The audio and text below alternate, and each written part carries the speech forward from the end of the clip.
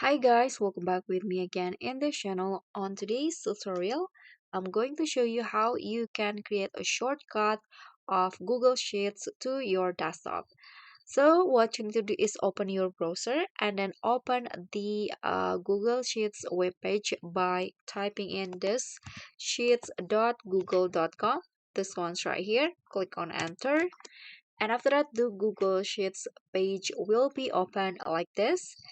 And to add the desktop to your to add the shortcut to your desktop, you can just click on the three dots icon in here on your browser and scroll down until you find the save and share option, and there will be an option to create a shortcut. Click on this, and here you can change the name. I'm going to just leave it as it is, and after that click on create, and let's check on my desktop if it's already there. Okay, this one's right here. Okay, so I've already created one before, so there will be two.